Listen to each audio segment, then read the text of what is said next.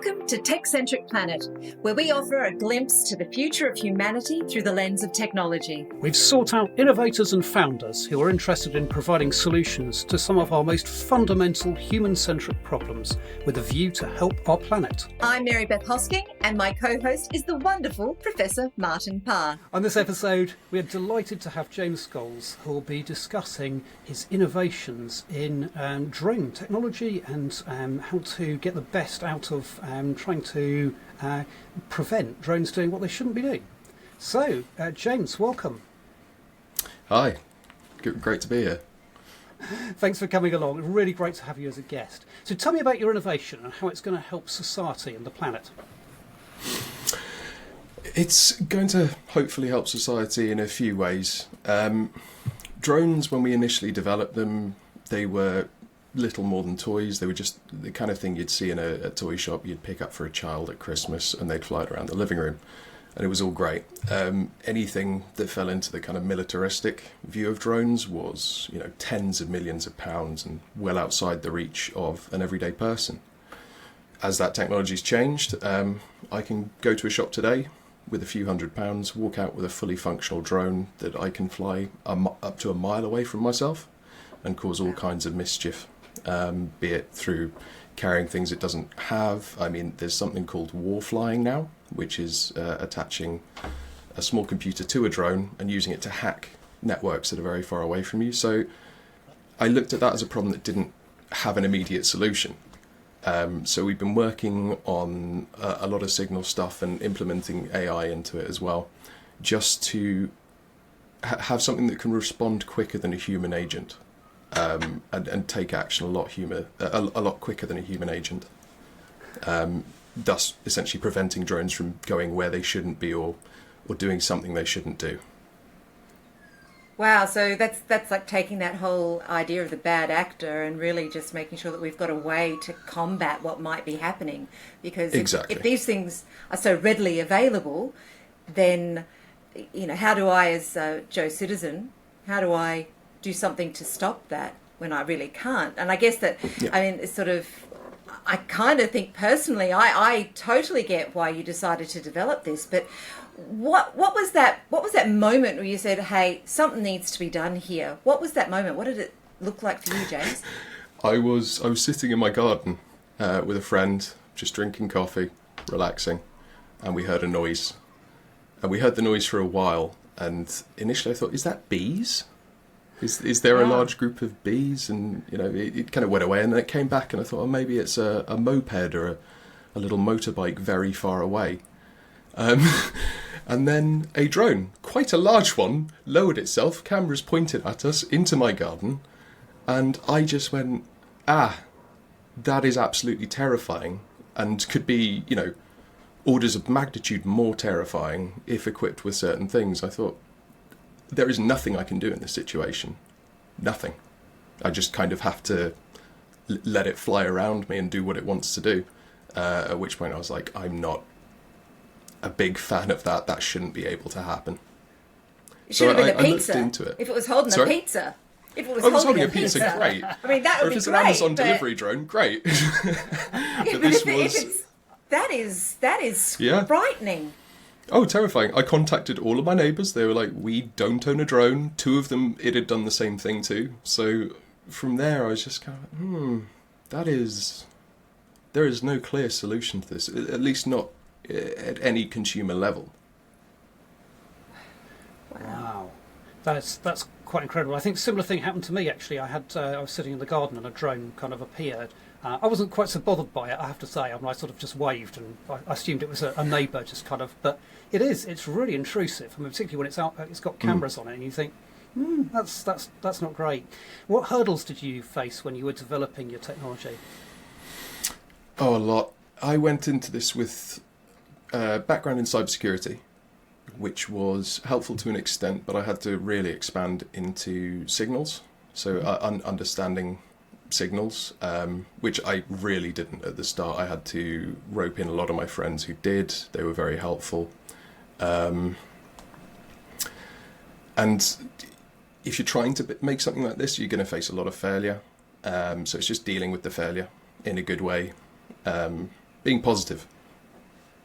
Knowing that it's the likelihood of it working in the first few renditions is very low. There's a song, "Don't Worry, Be Happy." There's and that's great, but they got the words slightly wrong. It's "Don't worry, be crappy." Okay? The first version of what you make it's not going to be great. It's not going to look good. It's going to be bigger than you want it to be. It's going to use too much power. But you just make it. You get it done, and from there, making something smaller is a hell of a lot easier than making something that doesn't exist. And just that attitude is what keeps me going. It's hard now, but second time round it might be a little bit easier. I'm never going to listen to that song and hear the same thing again. It's just it's in my brain now. It's embedded in my brain. Yeah. That is the Tech Innovators song. That's what it is. Yeah. If we were thinking of a song we wanted to start this podcast with, Martin, it should be that. It's that, definitely. So what would you have done differently? I think this was the first massive project I'd attempted to do mainly on my own, and I think in hindsight I would have paced myself a bit more. I would have changed the way I put pressure on myself. So if you complete something and it fails, you shouldn't feel bad about that. This is a form of science, and in science, if you prove you're wrong, you've still proven something, and that is useful. Yeah, definitely. And it's, as you say, there is that real challenge of just keeping yourself going emotionally, isn't there? And doing that alone is a real, it's tough enough if you're doing it with other people, but doing that alone is really, really challenging. And how did you look after yourself in terms of just staying mentally kind of well and all that kind of thing? Because it's a lonely path, isn't it?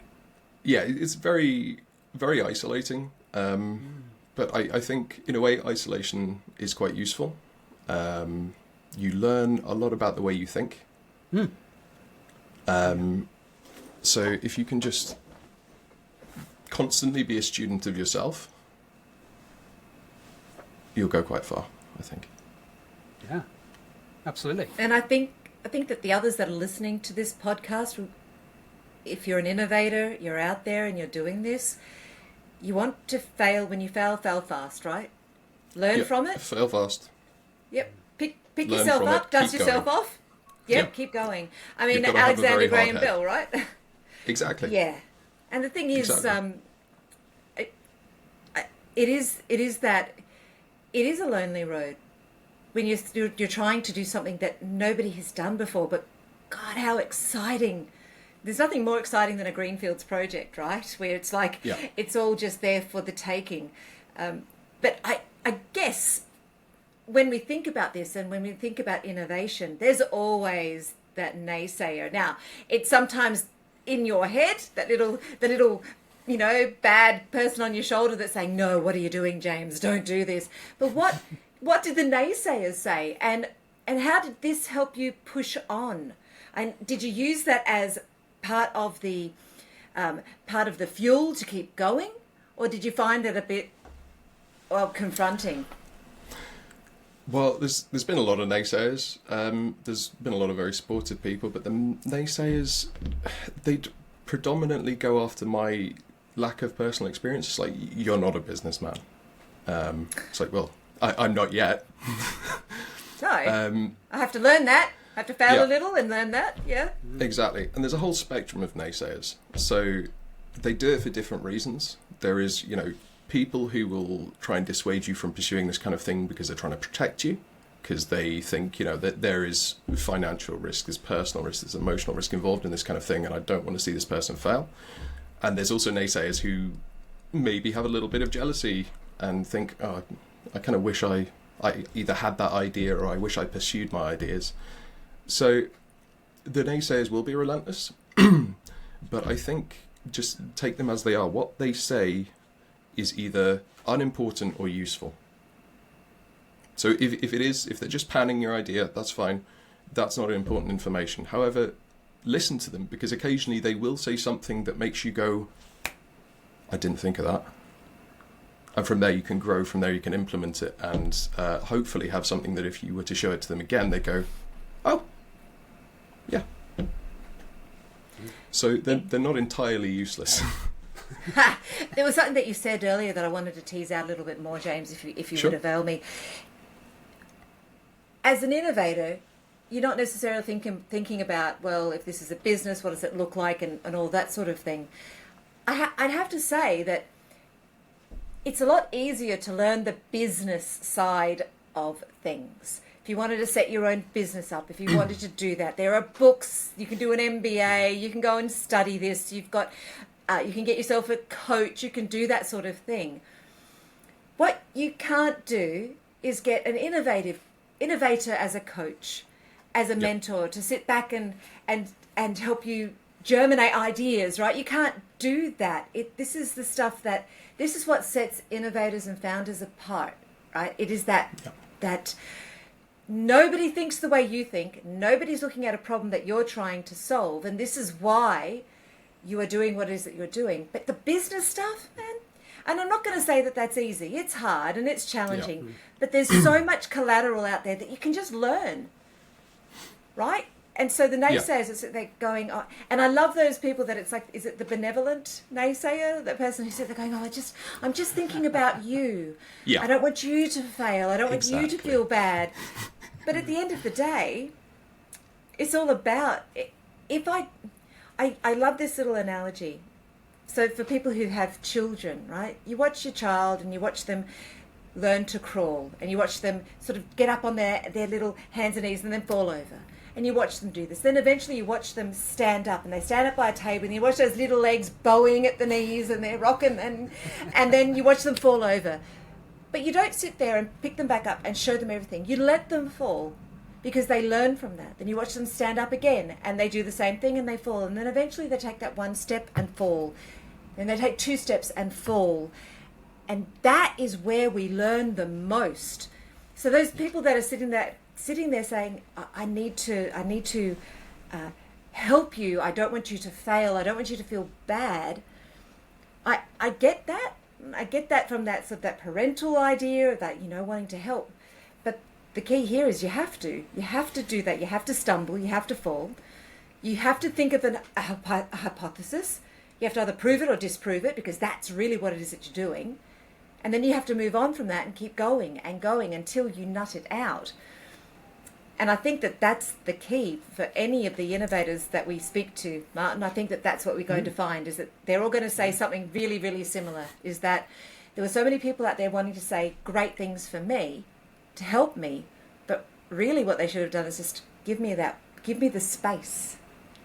Yeah. Give me the space to actually space to innovate. Yeah, space to innovate organically, because innovation doesn't happen if you try to innovate. It's a strange thing. It kind of has to happen in your head, almost magically, as weird as that sounds. It's that click when you have an idea and everything kind of slots into place, and you go, that kind of thing. You can sort of teach yourself to do it, but I think it's more based on the problem you're addressing rather than you as a person. You need that combination of problems and people for innovation.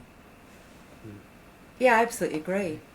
I think that that's really important. And there's that, I don't know about you, James, or you, Martin, for that matter, because Martin, you've written books, I've written books, and it's like at 3 a.m. in the morning, I always have a notepad next to the bed, because at 3 a.m. in the morning, I will wake up and have the best idea ever. Oh, yeah. And if I sit there going, oh, I'll remember that, I'll never remember that idea. So I always write it down. And it's that 3 a.m. or in the shower. Those shower thoughts. It's like, that's a great idea. I've leapt out of showers and covered, a bathroom in water just to get to a notepad to write, yes, this is it, Eureka! Yeah, it's well worth it. It is, definitely. And on the subject of writing, I think if you're trying to innovate, ultimately you're trying to become a creative person. So I think you should do things like, if you paint as much as you can. If you write as much as you can, and write on the subjects that aren't necessarily to do with your innovation. Write on, get out of your comfort zone. Write something abstract. Write fiction if you don't read fiction. Non-fiction if you don't. If you don't. Yeah. So creative outlets will really help with kind of the mental state you get yourself into in terms of isolation and stress. I like that. I think that's a really good idea. I have to say, I'm writing a novel. I think I've told you, Martin, about that. I don't write novels. It is the most terrifying thing I'm doing at the moment.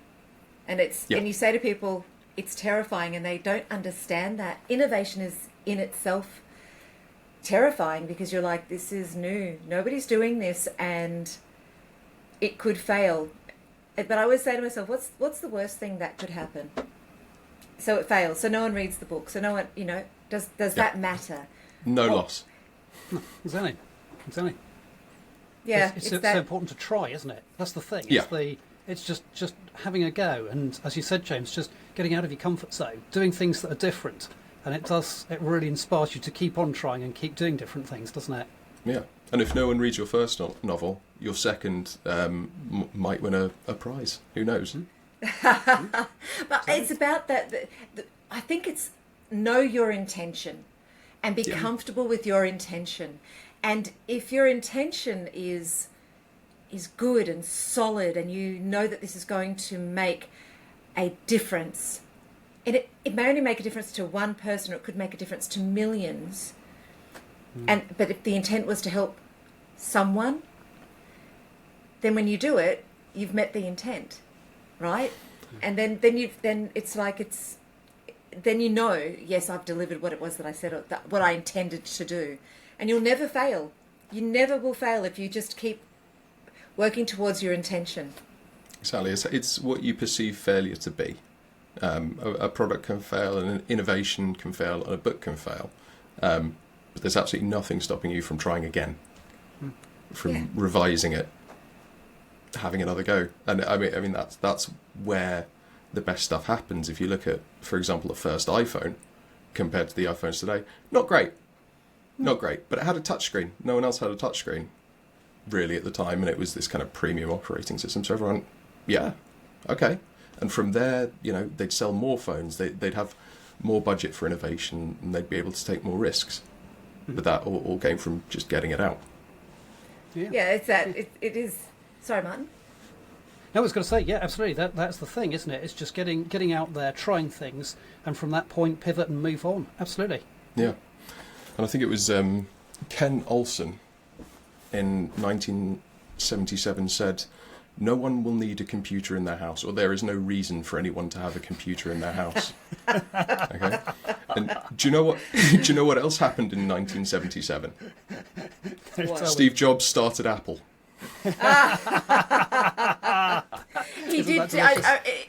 If I recall correctly, and although I could be just recalling the film of Steve Jobs, but some things that I've read is that he said when he created when the iPhone was created, he said this is going to change the world. Because originally it was supposed to just be a mechanism with which to play music. If we recall, it's supposed to be like the iPod, etc. But it has become everything, and that handheld phone has more technology than the Apollo 11 spacecraft had.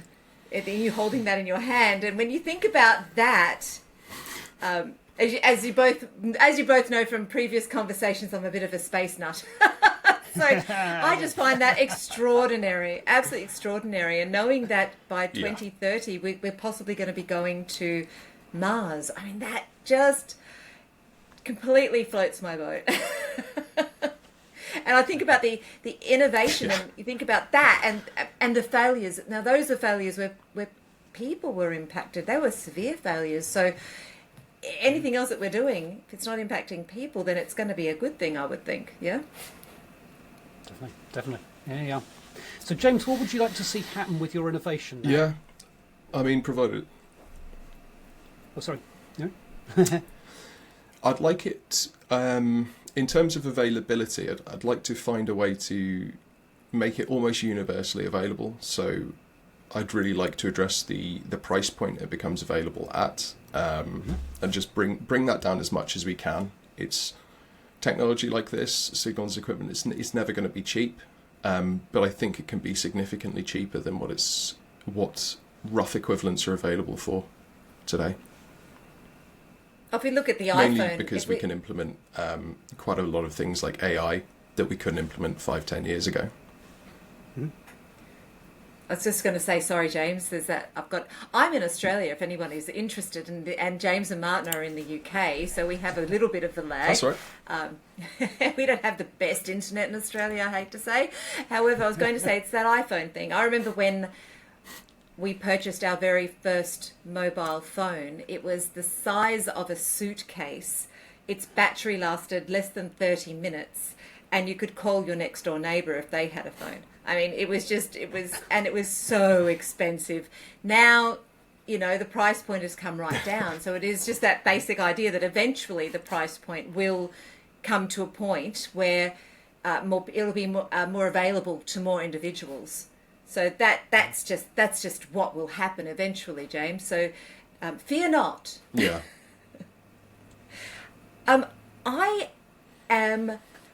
So we have a final question. Yeah. Well, that would be... Yeah.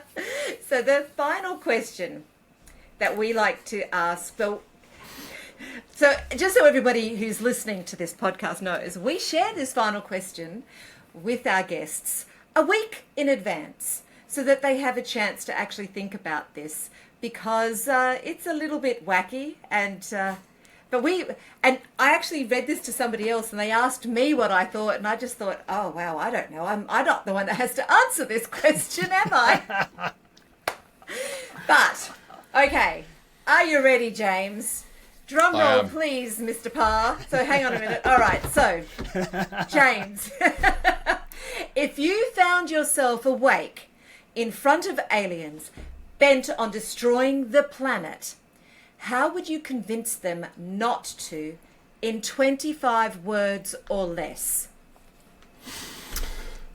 Ending humanity now is like leaving before the punchline.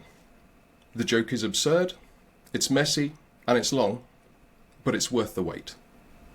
Trust me. Oh, bravo!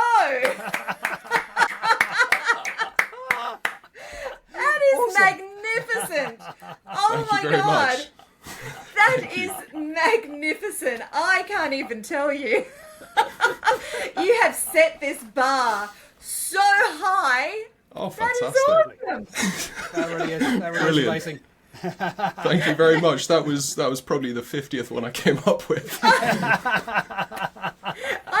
I asked the question of somebody that I know, and they said, "No, just destroy humanity. Leave the planet as it is. It'll be fine." And I went, "Wow, okay, that's a little dark, isn't it?" That is a bit dark. No, way better, James. Really brilliant. Yeah, really good. You. I love that. It's like it's a joke without the punchline.